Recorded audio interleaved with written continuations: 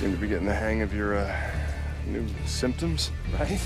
And of course, the only downside being that, nope, can't think of anything. This is pretty freaking awesome.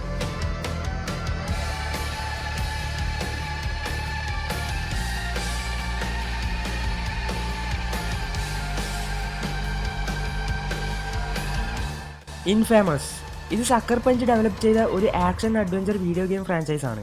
ഈ ഫ്രാഞ്ചൈസിലെ game Sony Computer Entertainment develop ചെയ്തത് കൊണ്ട് തന്നെ PlayStation 3, 4 എന്നീ കൺസോൾസിനെ exclusive ആയിട്ടാണ് games release ചെയ്തത്.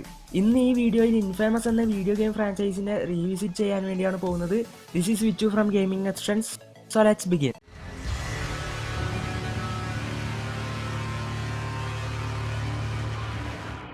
ഇൻഫേമസ് സെറ്റ് ചെയ്തിട്ടുള്ളത് പ്രസന്റ് ടൈമിലെ യുണൈറ്റഡ് സ്റ്റേറ്റ്സിലാണ്. ആൻഡ് പ്രസന്റിൽ ശരിക്കുമുള്ള സിറ്റീസിന്റെ ആൾട്ടർനേറ്റീവ് വേർഷൻസും ഗെയിമിൽ കാണാൻ വേണ്ടി സാധിക്കും. ഉദാഹരണത്തിന് ഇൻഫേമസ് ആദ്യ ഭാഗത്തിലുള്ള എംപയർ സിറ്റി ന്യൂയോർക്ക് സിറ്റിയുടെ ഒരു ആൾട്ടർനേറ്റീവ് വേർഷനാണ്.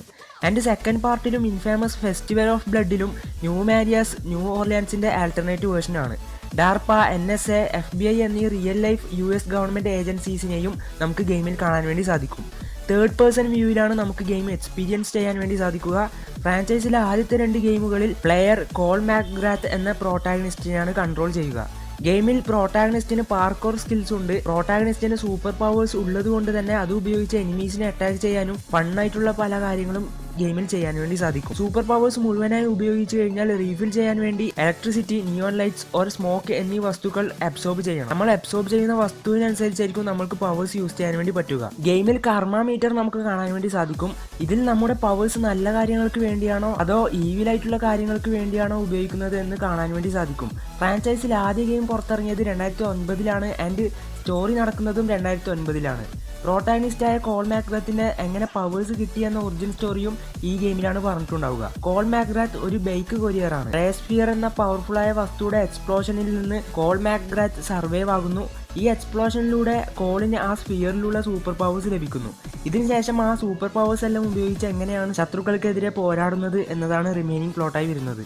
ഇതിനുശേഷം 2011 ഫ്രാഞ്ചൈസിലെ രണ്ടാമത്തെ ഗെയിമായ ഇൻഫേമസ് 2 റിലീസ് ചെയ്യുന്നത്. ഇൻഫേമസിലെ സംഭവങ്ങളുടെ മാസങ്ങൾക്ക് ശേഷമാണ് ഇൻഫേമസ് 2ലെ കഥ നടക്കുന്നത്. ഇതിനുശേഷം 2011 തന്നെ ഇൻഫേമസ് ഫെസ്റ്റിവൽ ഓഫ് ബ്ലഡ് എന്ന ഡൗൺലോഡബിൾ സൈഡ് സ്റ്റോറിയും റിലീസ് ചെയ്തിരുന്നു. സ്റ്റോറി നടക്കുന്നത് മെയിൻ ഗെയിമിലെ സ്റ്റോറി നടക്കുന്ന അതേ സമയം തന്നെയാണ്, പക്ഷേ എക്സാക്റ്റ് ആയിട്ട് എപ്പോഴാണ് എന്ന് മെൻഷൻ ചെയ്തിട്ടില്ല. ഇതിനുശേഷം ഫ്രാഞ്ചൈസിലെ മൂന്നാമത്തെ ഗെയിമായ ഇൻഫേമസ് സെക്കൻഡ് സൺ 2014 റിലീസ് ചെയ്യുന്നു.